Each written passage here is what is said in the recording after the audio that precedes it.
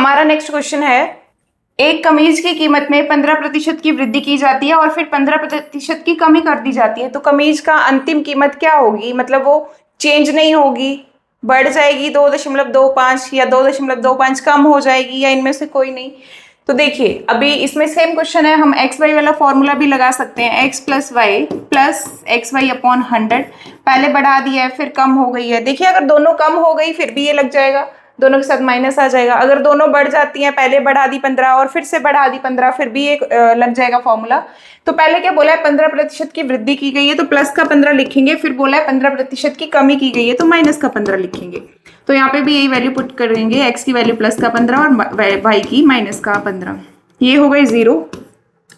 ये 15 गुना 15 होते हैं 225, और साथ में है माइनस यहाँ पे बटा 100 है, 2 0 है तो क्या लगा देंगे, डेसिमल लगा देंगे राइट साइड से 2 अक्षर छोड़ के, और माइनस का साथ में लगा है ये पहले से साइन। तो आपका क्या है, उसकी कीमत में 2.25 की कमी आई है। सी जो है वो आपका करेक्ट आंसर रहेगा।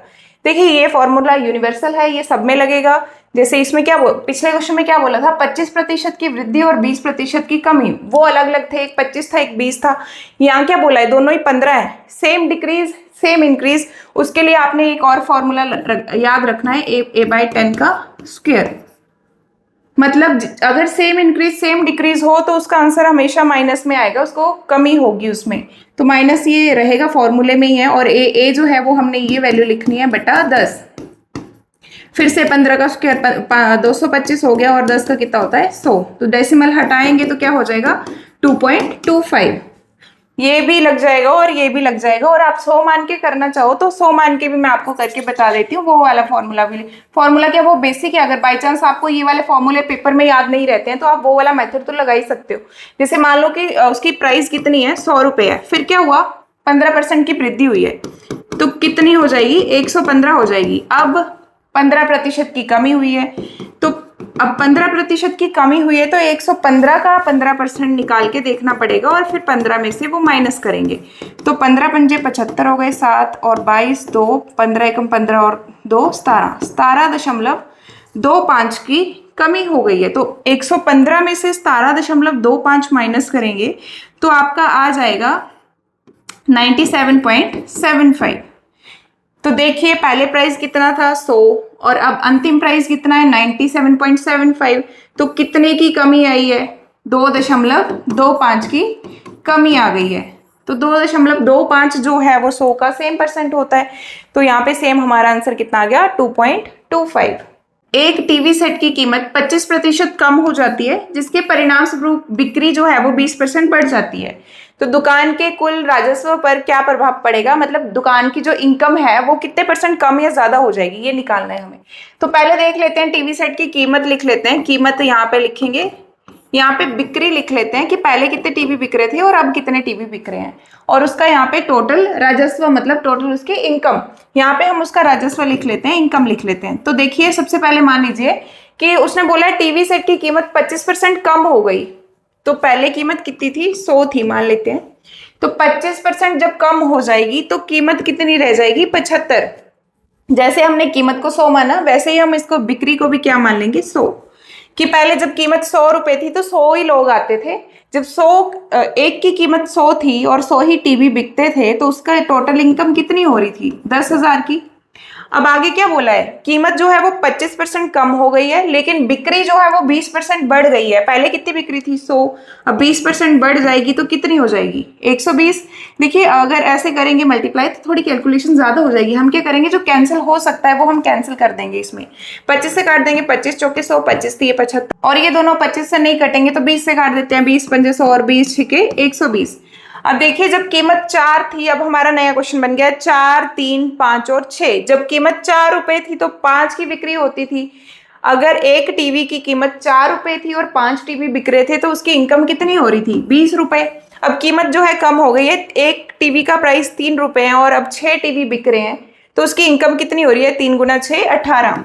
अब पूछा है कि इनकम पर क्या इफेक्ट पड़ेगा। देखिए कितनी हो गई है, 20 से 18 हो गई है, कितनी कम हो गई है, 2 कम हो गई है, किससे 20 से, और मल्टीप्लाई बाय 100। देखिए जिस क्वेश्चन में ये पूछा होता है कि कितने परसेंट कम हो गया या कितने परसेंट ज्यादा हो गया, आपको वही फॉर्मूला लगाना है, जितना अपॉन जिससे। जिस क्वेश्चन में भी ये पूछा होता है कि कितने परसेंट कम हुआ है, कितने परसेंट बढ़ा है, तो उसमें आपने यही फॉर्मूला याद रखना है। जैसे इसमें इनकम कम हो गई है, कितनी कम हुई है, 2 कम हुई है। किससे? इससे 2 कम हो गई थी, तो इसकी वैल्यू यहाँ पे लिख दी और यहाँ पे लिख दिया 100। तो ये हो गया 5 और 2 पंजे कितने हो गए? 10। 10% की क्या हुई है? कमी हुई है, क्योंकि 20 से 18 हो गई है, कमी हुई है। तो 10% हमारा आंसर आ चुका है। इसमें 10% डिक्रीज हुआ है, तो इसमें नन ऑफ दीज जो है वो हमारा आंसर रहेगा। हमारा नेक्स्ट क्वेश्चन है, यदि किसी पुस्तक का मूल्य पहले 25% घटाया जाए और फिर 20% बढ़ाया जाए तो मूल्य में शुद्ध परिवर्तन क्या होगा? मतलब उसके प्राइस में कितने परसेंट का चेंज आ जाएगा, ये पूछा है। तो मान लेते हैं कि वो जो पुस्तक थी वो कितने की थी? 100 रुपए की। तो पहले क्या बोला है उसने कि उसको घटा दिया, उसका प्राइस 25% से घटा दिया। तो प्राइस पहले 100 रुपए था, 25% घटा देंगे तो कितना बचेगा? 75 रुपए बचेगा। अब आगे क्या बोला है कि 20% बढ़ा दिया।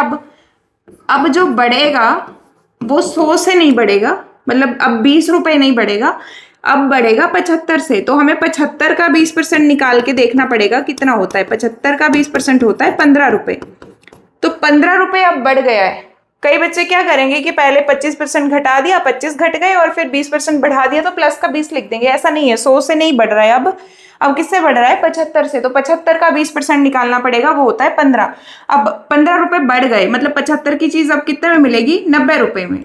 अब पूछा है कि मूल्य में कितने का परिवर्तन हुआ है। देखिए ये 100 है और देखिए जो पहले प्राइस है वो 100 है, अब चेंज होके कितना हो गया? 90। तो मतलब उसमें कितने की कमी आ गई है? 10 की कमी आ गई है।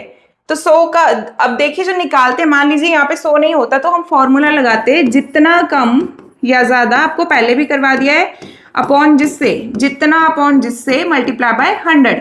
ये तो 100 है, आपका डायरेक्ट 10 ही आंसर आएगा। 100 से 90 हो गया है, 10% कम हो गया है, क्योंकि 100 का 10% 10 ही होगा। लेकिन अगर फॉर्मूला यहाँ पे 100 नहीं होता तो हम क्या करते? जितना कम, कितना कम है? 10 कम है। किससे? 100 से, और मल्टीप्लाई बाय 100 करते, 100 से 100 कैंसिल।